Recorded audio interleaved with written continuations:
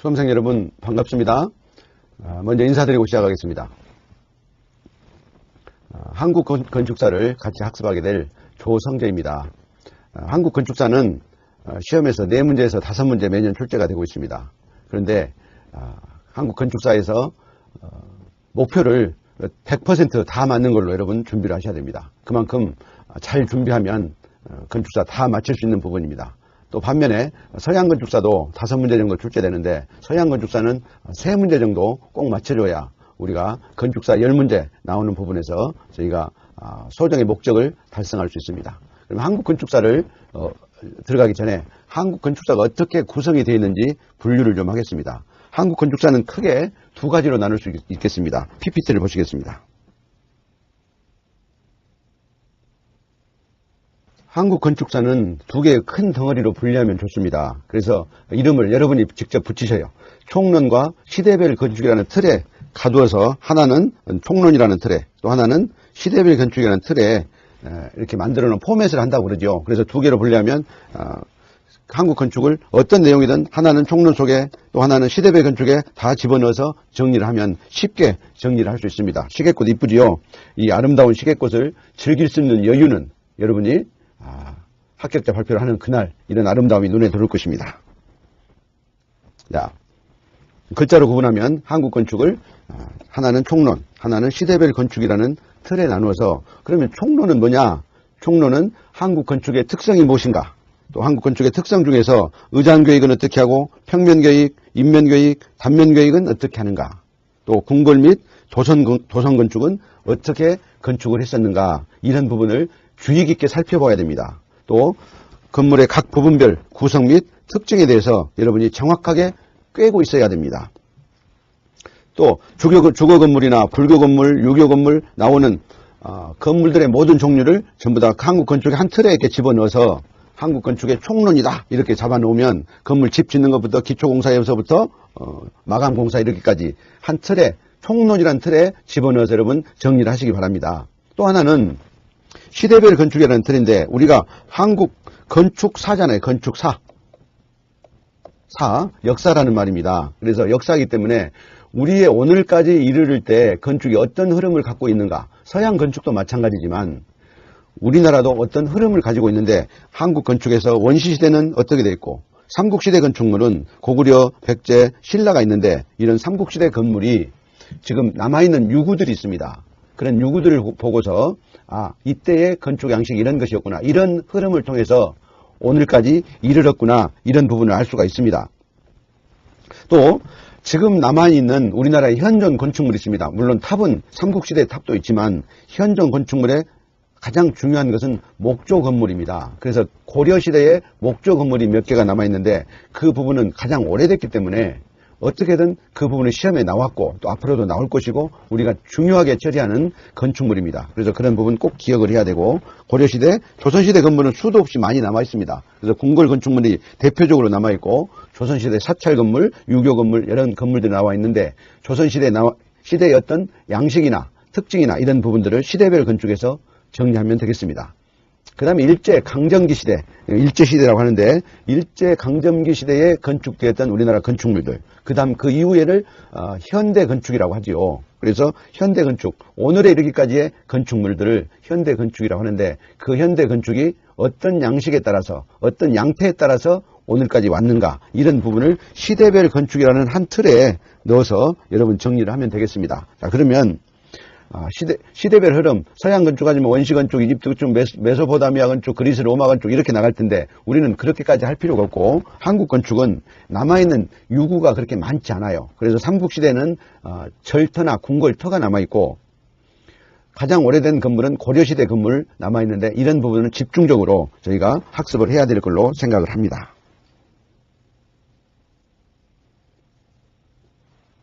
자, 그럼 한국 건축의 특징에 대해서 먼저 알아보겠습니다. 이건 시험에도 많이 나왔고 우리의 것이 무엇인가, 우리의 건축물의 특징이 무엇인가 이건 분명히 알아야 되겠죠. 그래서 시험에도 많이 출제가 됐고 또 앞으로도 이 부분은 수도 없이 많이 나올 부분입니다. 그래서 정확하게 꿰어놓고 여러분 정리를 하시기 바랍니다.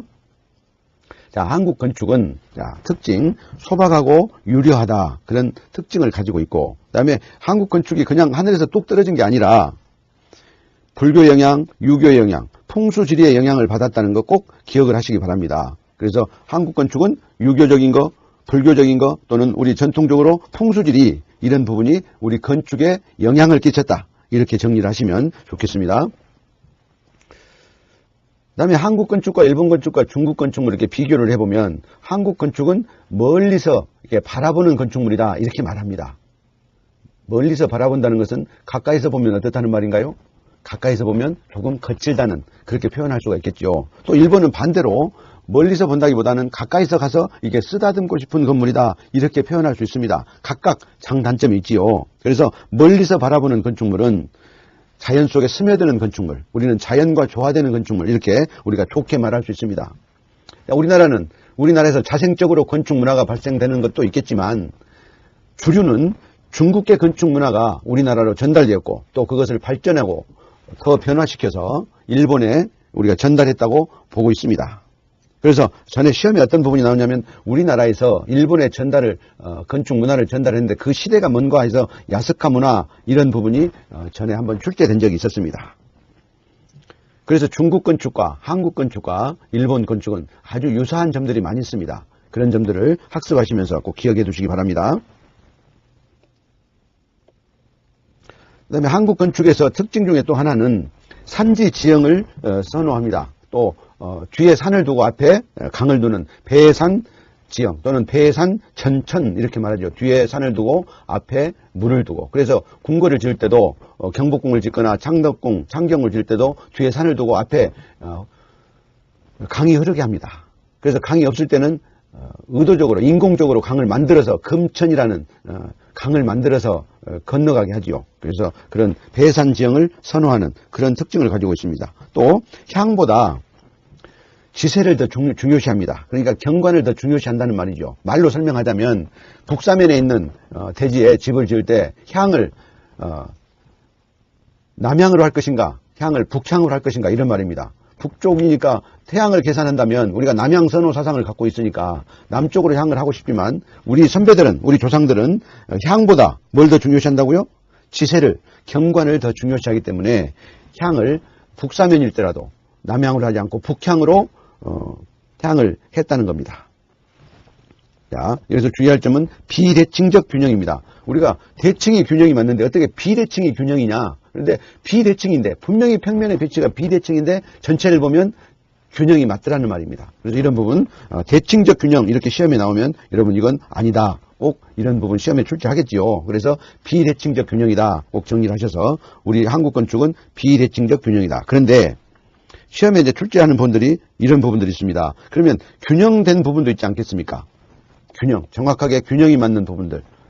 그런 부분들은 궁궐의 정전, 궁궐의 정전 일곽은 대칭의 균형을 가지고 있습니다. 또 우리나라의 도시계획 지역에서 서울의 강남처럼 바둑판처럼 되어 있는 데가 평양과 경주가 그런 정전법을 사용했습니다. 바둑판처럼 되어 있단 말이죠. 그래서 그런 부분들은 비대칭이 아니라 대칭입니다. 그래서 궁궐의 정전, 평양, 그다음에 경주 이런 부분의 도시계획 이런 부분들은 대칭이다. 이렇게 기억을 하시기 바랍니다. 그 다음에 한국 건축의 건축 형태는 외적으로는 폐쇄되고 내적으로는 개방된 공간입니다. 외부로는 폐쇄돼서 담장을 높게 치고 내부로는 개방된다는 거죠. 개방된다는 것은 우리 대청에 문을 여름에는 열어놓고 겨울에는 닫아놓고 하죠. 그 들문을 해가지고 문을 들어 올리죠. 그래서 열어놓으면 외부 공간처럼 바람이 잘 통하고 닫아놓으면 겨울에 사용하고 이런 외적 폐쇄, 내적 개방 공간. 그런데 서양 건축은 이런 부분하고 좀 다르지요. 여러분 서양 그림이나 사진이나 영화나 보면 담이 어떻게 생겼던가요? 하얀 말뚝처럼 생긴 것으로 이런 담장을 1m 이내 낮게 해서 이렇게 담장을 만들지 않습니까? 서양 건축은. 그래서 서양은 반대로 외적 개방, 내적 폐쇄 이런 공간의 형태를 가지고 있습니다. 그래서 그런 부분들 기억하셔서 시험에는 꼭 한국 건축 따로 내는 법 없으니까 서양 건축과 한국 건축을 섞어서 시험에 낼 때가 있습니다. 그럴 때 이런 부분 혼동하지 마시길 바랍니다. 그 다음 무기교의 기교를 누가 이야기했는가 이런 부분도 수년 전에 시험에 한번 출제가 됐습니다. 기교를 부리지 않는 그것이 기교고 계획을 하지 않은 그것이 계획이었다. 그래서 무기교의 기교, 무계획의 계획 이렇게 한 그 사람이 고유섭 선생님이었습니다. 그래서 이런 부분에 출제가 됐었는데 우리 한국 건축은 기교를 부리지 않습니다. 계획하지 않습니다. 그러나 실제 심중에서는 계획이 돼 있죠. 그래서 무기교의 기교, 무계획의 계획 이런 부분은 한국 건축만의 특징이다. 이렇게 기억하시기 바랍니다. 그 다음 한국 건축은 다양하고 변화 있는 색을 사용했습니다. 다양하고 변화 있는 색을 사용해 단순한 게 아닙니다. 시험에서는 한국 건축은 단순하고 깔끔한 색을 사용했다. 이렇게 출제하면 여러분 안 됩니다. 그런 부분 맞다고 하면 안 되겠죠. 그래서 한국 건축은 색감은 다양하고 색의 변화가 있습니다. 그런 색을 사용했고 한국은 가구식 구조입니다. 조적식이나 R시조가 아닙니다. 가구식 구조다. 이렇게 기억을 하시면 되겠습니다. 그래서 시험에 드는 한국 건축의 특징 중 다른 하나는 이렇게 출제합니다. 올해도 이렇게 나올 것입니다. 다음 한국 건축의 특징을 기술한 것이다. 아닌 것은 이런 문제죠. 여러분이 이런 부분을 한번 출제를 해보세요. 이 몇 가지입니까? 6가지, 7가지를 넣어가지고 여러분이 다양하게 남이 속아 넘어갈 수 있도록 그렇게 출제를 한번 여러분이 출제자가 돼서 한번 출제를 해보시기 바랍니다.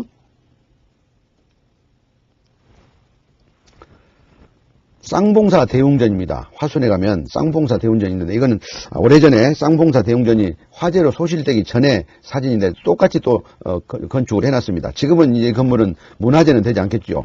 쌍봉사 대웅전 3층 건물인데 우리나라 문화재 건물로는 3층 건물이 금산사 미륵전, 쌍봉사 대웅전 요게 이제 문화재로 등록된 건물이었습니다. 그래서 어떻습니까 여러분? 이런 사진을 보면 안정감 있고 차분하지 않습니까? 또 그 자연 속에 스며들어 있는 자연과 조화되는 건물 그런 느낌을 느낄 수 있습니다. 딱 그림을 보면 이런 사진을 보면 이런 건물을 보면 여러분 저거 우리 것이야 우리 느낌이야 이런 느낌이 이 강좌가 끝나면 여러분 오시게 될 겁니다.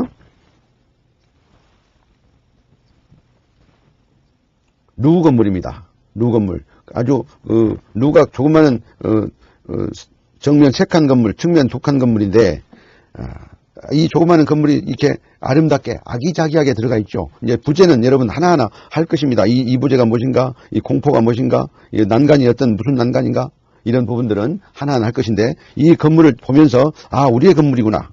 다른 중국의 건물은 그럼 어떻게 생겼는가? 방금 봤던 그 우리의 건물하고 중국의 건물 어떻습니까? 이 건물하고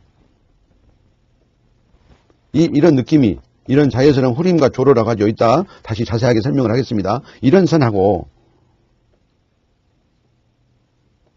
이 선은 어떻습니까? 중국의 선은 우리 선하고 다르게 이렇게 삐쭉삐쭉 올라가죠. 또 이것도 절병통이라고 하는데 우리 거와는 전혀 다른 양상을 가지고 있습니다. 그래서 어느 이런 건물들을 보면 우리 것하고 일본 것하고 중국 거하고 이렇게 다르구나. 다른 점이 있구나. 이런 부분을 여러분이 바로 캐치해낼 수 있어야 됩니다. 자, 중국 건물의 선은 어떻습니까? 자, 긴 건물을 보겠습니다. 이 긴 건물이 이렇게 일자로 되어 있죠? 여기도 보면 어떻습니까? 용마루가 일자로 되어 있죠? 자, 중국 건물의 선들이 이렇습니다. 또 이 처마 부분이 이렇게 올라갑니다. 과도하게 올라가죠. 자연스러운 선이 아니라는 거죠. 한국 건축물은 이런 부분에서 다른 양상을 가지고 있습니다. 이런 부분도 어떻습니까, 여러분? 지붕 부분이. 어색한 느낌이 또 어떤 가분수 같은 느낌 그런 느낌이 들지 않습니까? 뭔가 어색한 느낌 우리 것이 아니기 때문에 그렇습니다. 자, 일본 건축입니다. 일본 건축은 지금 일본에 남아있는 국보급의 건축은 전부 우리 민족이 우리의 기술자들이 가서 지은 건물이라고 보시면 됩니다. 그래서 우리의 냄새가 비슷하게 묻어납니다. 거의 비슷합니다. 이런 용마루라든지 후림과 조로 또는 이 지붕의 선들이 완만한 선들, 절병통, 모양은 잠깐 다르지만 지붕 형태는 거의 유사한 양식을 가지고 있습니다. 우리 것이기 때문에 그렇습니다.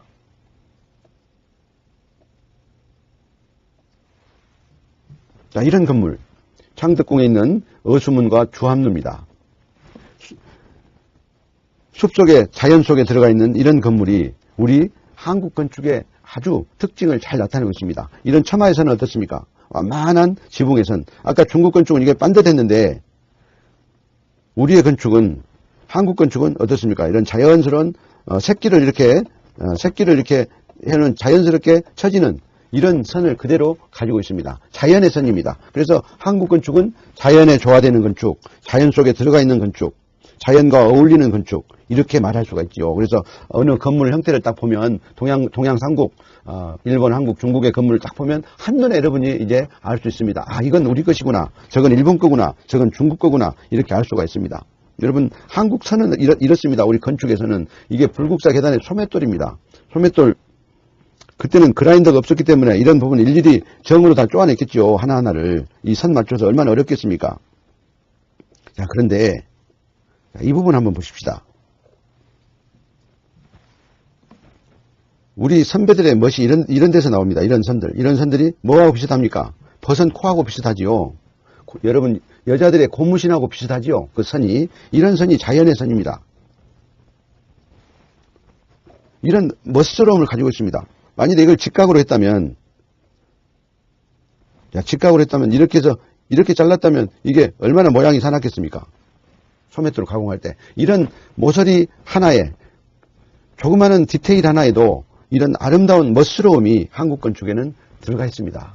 이런 부분을 우리가 볼 줄 알고 자부심을 느끼고 이런 부분에서 가져다가 우리가 또 현대 건축에 사용할 수 있어야 되겠습니다. 자, 다음은 한국 건축의 특징 중에서 의장계획입니다. 자, 한국 건축의 의장계획은 친근감을 주는 척도다, 이렇게 정리를 하시고, 친근감을 준다는 것은 뭘까요? 친근감을 준다. 여러분, 키가 큰 사람이 친근감 있습니까? 키가 좀 아담한 사람이 친근감 있습니까? 적다는 말이죠. 그래서 친근감이 주는 척도란 말은 한국 건축은 규모가 중국에 비해서 좀 적다, 작다, 이런 말을 친근감을 주는 척도다, 이렇게 표현하면 되겠습니다. 그래서 외관이 아담하단 말은 좀 건물이 적다는 말이죠. 그래서 모듈이 한국 건축은 없습니다. 모듈이 없고, 그 모듈은 누구에게 있느냐면 도편수에 의해서 모듈이 결정됩니다.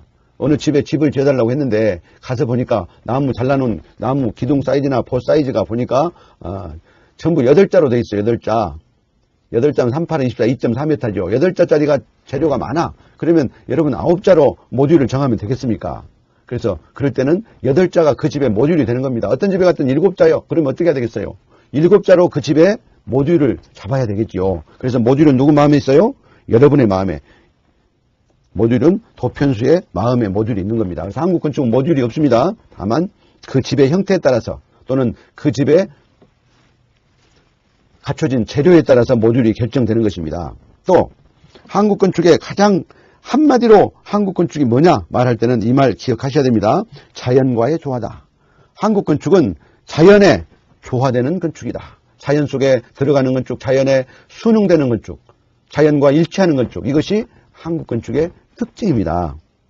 그래서 부재가 휘었으면, 휜 부재는 이렇게 휘었다는 말입니다. 이런 휜 부재는 휜 부재 그대로 사용합니다. 이따 우미량이라는 재료가 나올 텐데 그 재료는 휜 부재를 그대로 사용합니다. 기둥도 휜 부재를 깎지 않고 그대로 사용합니다. 그래서 한국 건축은 자연 그대로를 사용하는 부분이고, 또 막 땡긴 돌도 막돌대로 그대로 사용합니다. 그걸 깎지 않고. 깎는데 요즘 같으면 그라인더로 갈고 이렇게 기계로 해서 하겠지만 옛날에는 정으로 다 쪼아야 되지요. 그래서 돈도 많이 들고 경비가, 공사비가 많이 들기 때문에 있는 그대로 사용하는 그런 부분도 일부 있습니다만은 돌을 그대로 사용했습니다.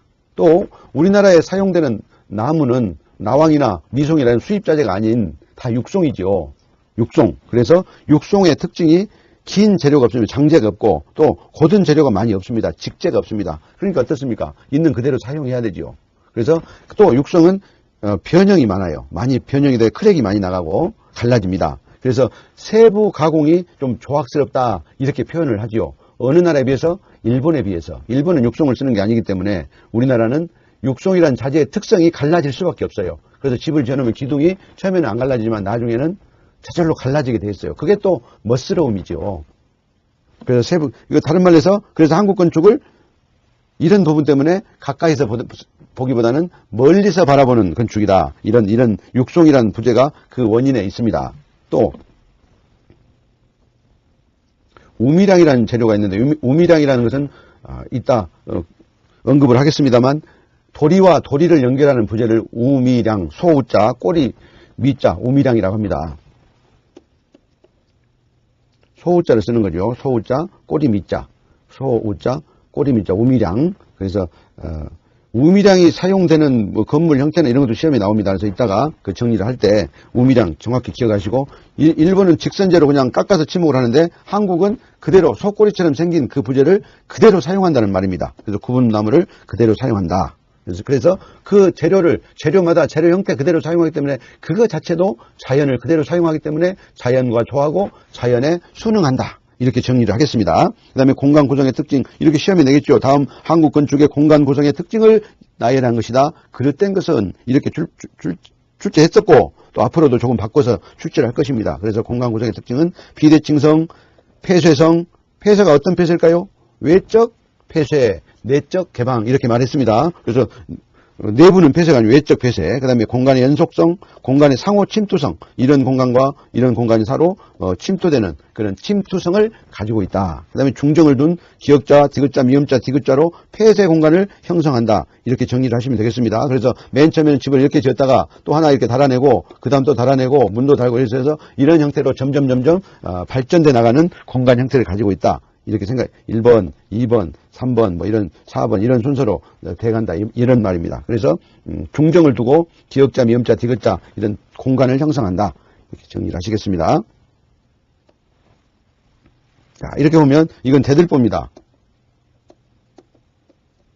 대들보. 대들보가 지금 우리 같으면 이 대들보를 이렇게 딱 반듯하게 잘라서 이런 부재로 사용하고 싶은데 요즘 같으면 있는 자재 그대로 흰 부재 그대로를 이렇게 사용을 합니다. 그러니까 도면을 미리 그릴 수는 없겠지요. 재료 보고 도면 그리지 않으니까. 그래서 현장에서 도편수에 의해서 모든 것이 결정되게 되어 있습니다. 그래서 이런 휘어진 부재도 휘어진 부재로, 석가래도 흰 석가래 그대로 이렇게 사용하는 것입니다.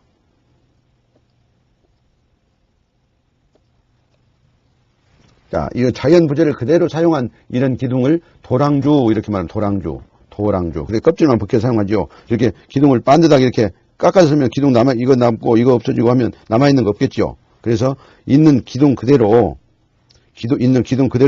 그대로 사용합니다. 이걸 도랑주라고 합니다. 조선시대에 많이 사용한 기법입니다. 이렇게 만들려도 못 만들겠죠. 그래서 이런 자연스러운 재료를 자연을 그대로 가지고 들어온 그런 특별한 집이 되겠습니다. 그래서 일반적으로 많이 사용을 했습니다. 마찬가지로 사찰에서도 서산에 가면 개심사라는 아주 유명한 사찰이 있습니다. 그 개심사에 올라가는 길목에 범종루, 종이 들어있죠? 예, 범종루라고 하는데 범종루. 근데 이 기둥이 어떻습니까? 이 기둥도 마찬가지로 도랑주를 사용을 했죠. 있는 그대로 기둥을 갖다 그대로 껍질만 벗겨서 이렇게 자연 그대로 S라인이 그대로 살아있네요. 그래서 이렇게 사용을 했습니다. 그래서 자연에 조화되는 건축물. 여러분 이 돌은 어떻습니까? 이걸 이제 우리가 초석이라고 합니다. 초석, 주초라고도 하고 또는 주춧돌 이렇게도 말하죠. 초석 이렇게 말하는데 여러분 이 돌이 어떻습니까? 이런 형태, 이런 깬 그대로 돌, 이런 돌을 그대로 사용을 했습니다. 지금 같으면 이걸로 집 지어놓으면 중국 나겠습니까? 그런데 있는 돌 자체를 갖다 돌을 그대로 놔두고 나무를 깎아서 이런 좀 거치는 돌을 그대로 사용했다는 말입니다. 이것이 한국 건축의 특징입니다. 자, 친근감 주는 척도 아까 말씀드렸는데 친근감을 주는 척도라는 것은 좀 적다는 것이고 규모가 그 다음에 도편수에서 적정 모듈을 사용했다. 그 집 형태에 따라서 자는 종류 이게 기역자 목수들이 이렇게 쓰는 이런 기역자 스테인으로 된 이런 기역자가 있었죠. 그래서 이 곡자라고 하는데 이것을 이 자가 맨 처음에 나오는 자를 이 주척이라면 주나라 때 쓴 주척이 가장 오래됐고 최종 지금까지 쓰고 있는 지금 잘 사용하지 않습니다만 지금까지 써 있는 이 스텐으로 된 이런 기역자 자는 지금 나와 있는 최종의 자는 곡척이라고 합니다. 그래서 주척이 가장 오래됐고 곡척이 맨 나중이다 이렇게 정리하셔서 시험에 또 주척은 가장 오래된 기역자 자고 주척은 현재의 사용하는 자다 이렇게 시험에 출제되면 틀리면 안 되겠습니다. 자, 그 다음에 우리 한국 건축은 음양오행 사상을 많이 적용을 했습니다. 지금도 우리가 음양오행은 사용하고 있죠. 일월은 음양이고 화수목금토 이거는 오행이지 않습니까? 그래서 일월 화수목금토 오행 안에 우리가 날마다 이게 요일을 정해서 살고 있죠. 그래서 음양오행 사상을 건축에도 집어넣었다 이 말입니다. 음양오행 사상을. 그래서 음양오행, 그래서 동, 서, 남북 이렇게 네 개의 방향이 있죠. 네 개의 방향. 그래서 동쪽과 서쪽과 남쪽과 북쪽에 네 개의 방향이 있는데 5개야 되는데 5행이니까 그래서 가운데다가 하나 더 둬서 5행이 됩니다. 그러면 이제 서울의 예를 한번 들어볼까요? 서울은 이제 동대문 있고 서울에 한양에 서대문 있고 남대문 있고 북대문 있죠. 그래서 중앙에는 보신각이 있습니다. 그래서 그 이름을 조선의 국시가 인의예지신인데 인의예지신. 그래서 조선의 국시죠. 그래서 흥인지문, 돈이문, 숭례문, 숙청문 일단 나옵니다. 그래서 숙청문은 이제 북문을 말하죠. 원래 이름은 홍지문 그랬습니다. 지혜로울 지자가 이 지자가 들어가서 홍지문 이렇게 하고 그 다음에 나머지 하나의 이름은 이 보신각입니다. 보신각. 그래서 인의예지신이 다 들어가 있죠. 그래서 동쪽은 여러분 색깔을 따진다면 동쪽은 청색이고 남쪽은 정열적인 적색이고 서쪽은 백색이고 북쪽은 흑색이고 중앙은 황색이고 그래서 임금이 입는 옷이 그 골룡포가 있는데 골룡포의 용의 색깔이 뭐든가요?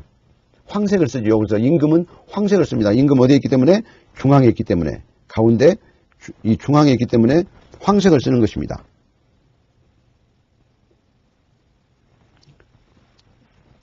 그래서 좌청룡 우백호 하잖아요. 좌청룡 이걸 북쪽으로 봤을 때 좌청룡 우백호 이렇게 말하죠. 그래서 좌쪽에 청룡 우쪽에 백호. 그러면 방향을 설정할 때는 항상 왕이 중앙에 있다고 생각하시면 됩니다. 왕의 입장에서 왕의 오른손이 어느 쪽일까요? 자, 좌청룡 우백호 하면 여기에 왕이 있으면 왕의 오른손이 여기가 왕의 왼손이고 여기가 왕의 오른손이죠. 그래서 좌청룡 우백호 이렇게 된다는 말이죠. 남조작 북현무 이렇게 할 때. 그래서 모든 방향의 설정은 중앙을 기준으로 주인 왕을 기준으로 방향을 설정을 합니다.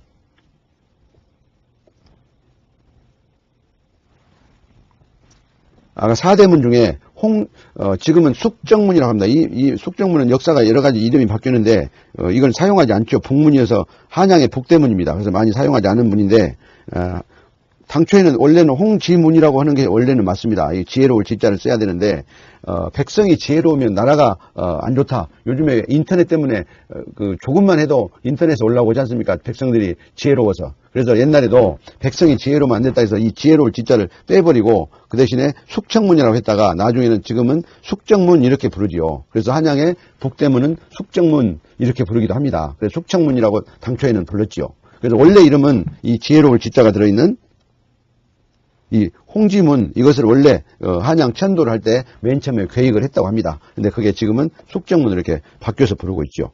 지금은 통행이 가능합니다.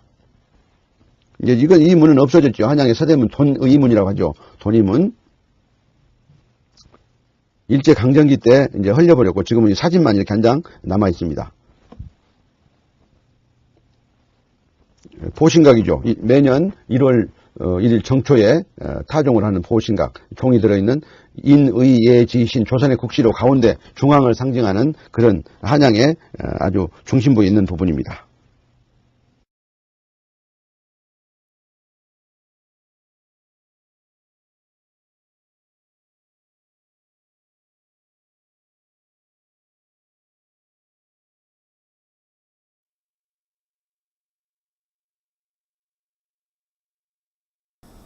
자, 한국 건축에 문제 풀어보겠습니다. 중요한 것은 꼭 합격하는 비법 2가지 알려드립니다. 하나는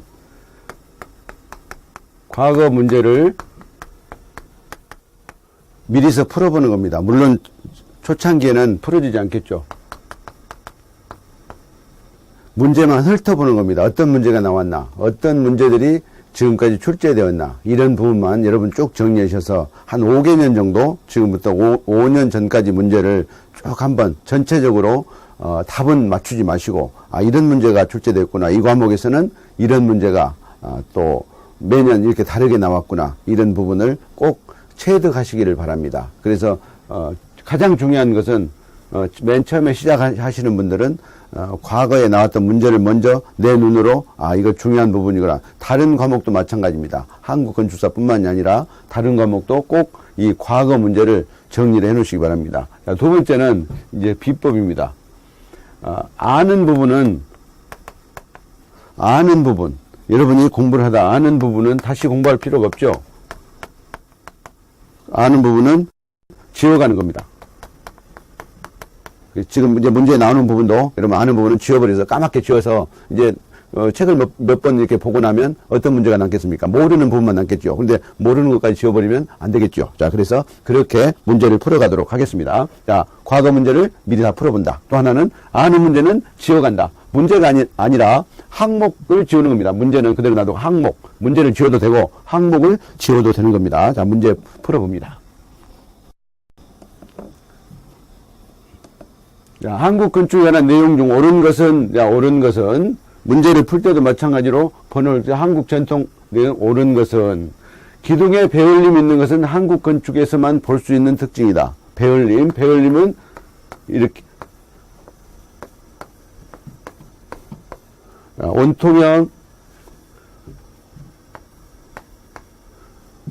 원통형, 미늘림, 배울림 이렇게 돼 있죠. 그래서 한국 건축에 맨 처음에 들어온 많이 사용된 주심포 건축에서 사용된 이 배울림 건축 이거는 우리나라에서 자생적으로 발생된 것이 아니고 고대 그리스 로마에도 이 건축이 있는 부분, 중국에도 있는 그런 부분입니다.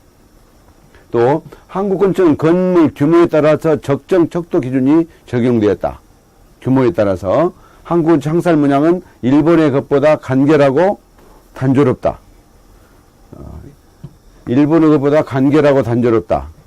반대로 적어놨네요. 한국 건축의 장식 표현은 가볍고 단순한 특징을 가지고 있다. 이게 아니고 적정 모듈, 누구에 따라서 규모에 따라서 건물의 규모에 따라서 도편수의 마음에 차가 있다고 그랬습니다.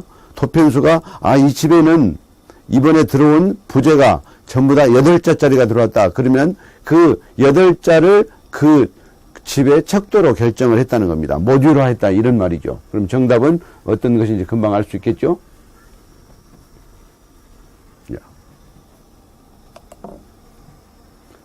전통 의장적 특성으로 틀린 것, 옳은 것, 바로 정리하시면 틀린 것은 자연과의 조화, 다양하고 변화 있는 장식 수법, 비대칭적 평면 구성, 장중한 아름다움. 자, 이 세 가지를 꼭 기억을 해둬야 됩니다. 한국 건축의 특징, 자연과의 조화, 다양하고 변화 있는 장식 수법, 비대칭적 평면 구성, 장중한 아름다움. 이 부분은 중국 건축에 해당이 되겠죠. 그래서 인간적인 척도, 장중한 아름다움은 건물의 규모가 크다는 거고, 한국 건축은 소박하고 유려하다면 좀 규모가 적다는 그런 의미를 가지고 있겠습니다. 자, 그래서 시험에는 이런 부분은 한국 전통부의 의장적 특징 이것만 바꿔서 계속 출제를 하는 거예요. 계속 이렇게 나오는 겁니다. 한국 건축의 특징 한 7, 8가지 되는 건 꼭 기억을 해 두셔야 되겠습니다. 자, 한국 건축의 의장적 특성 또는 한국 건축물의 특징에 대한 설명 중 다른 하나는 이렇게 물어보는 문제가 출제되게 되어 있습니다. 가장 중요한 부분입니다. 이 내용은 달라지지만 이 문제 자체는 달라지지 않는다 이 말입니다. 다음 문제. 특성에 관한 설명 중 타당한 것은 옳은 것은 특성에 옳은 것은 공간의 위계성을 가지면 비대칭적 균형을 이룬다. 중요한 말입니다. 한국 건축은 대칭되는 부분 몇 가지 되지 않아요. 그래서 비대칭적 균형을 이룬다. 형태는 면적인 구성이다. 면이 있고 선이 있겠죠. 선적인 구성, 면적인 구성. 그래서 한국 건축은 선의 구성을 이루는 겁니다. 면보다는 선의 구성. 정답은 바로 나왔는데 우리가 알 것은 문제를 푸는 것이 아니라 지금 시험 보는 것이 아니기 때문에 이 부분 꼭 기억해서 한국 건축의 형태는 선적이다, 면적이다. 면적이 아니라 선적이다. 선이 아름다워야 된다. 다음 공간은 서로 교차되지 않고 각각 분리된다. 주요 구조는 조적식 구조이다. 조적식 구조가 아니라 가구식 구조가 되겠죠? 가구식. 공간은 서로 교차되니까 이것도 공간이 상호 중첩되는 것이죠. 이것도 답안 틀리고. 공간의 위계성을 가지며 비대칭적 균형을 이룬다. 그래서 한국 건축은 비대칭적 균형. 그래서 이 부분은 여러분이 반대로 꼭 기억을 하시고 이 부분은 이거는 O고 이건 X다 이렇게 정리하셔서 이 내용을 내용을 이게 옳은가 그른가 그 부분이 아니라 이게 면적인 부분 분리되는 거 아니도 그다음에 이거는 가구식 구조다 이런 내용으로 문제의 내용을 정확하게 여러분이 습지하시면 되겠습니다.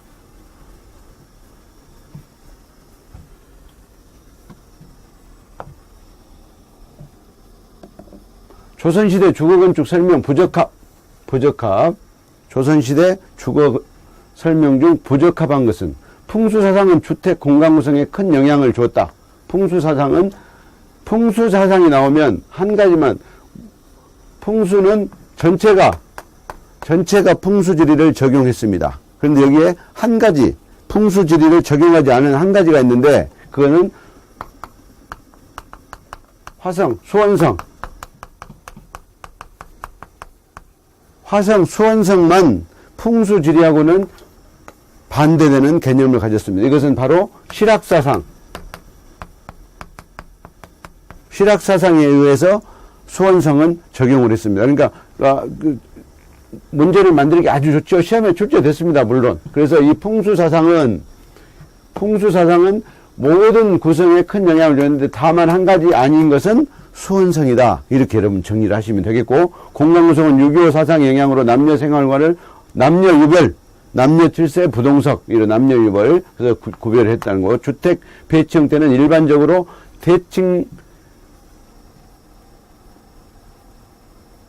대칭적으로 이루고 있다. 대칭이란 말이 나오면 우리 한국 건축에서는 이거 아니야 이런 느낌이 바로 들어야 합니다. 대칭인 부분은 궁궐의 정전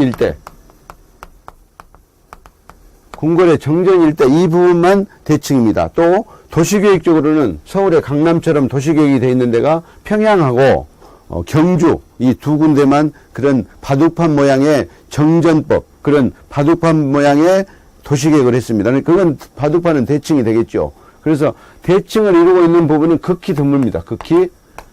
극히 드물다.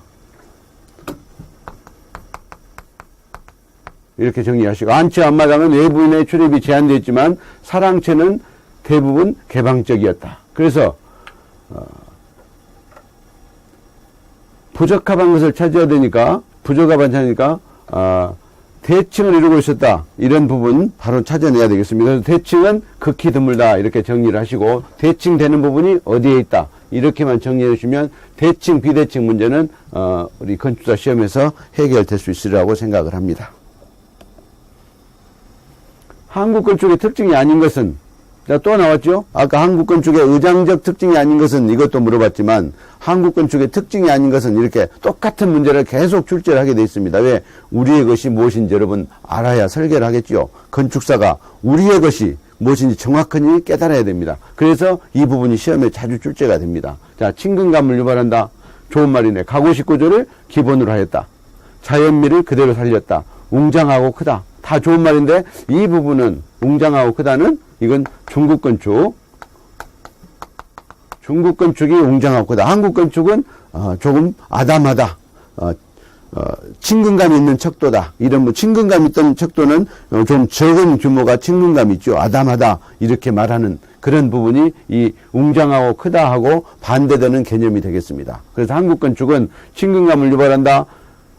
가구식 구조를 기본으로 하였다. 자연미를 그대로 살렸다. 이거 좋은 말인데 웅장하고 크다는 이것과 이렇게 반대되는 서로 상쇄되는 그런 문제가 되겠습니다. 그래서 한국 건축의 특징 계속돼서 이 시험 부분을 물어보는 겁니다. 시험에서 다음 중 한국 건축의 특징을 기술한 것이다 아닌 것은 다음 중 한국 건축을 내용이 아닌 것은 똑같은 문제를 계속 문제를 살짝 바꿔서 중요하기 때문에 계속 출제를 하는 것입니다.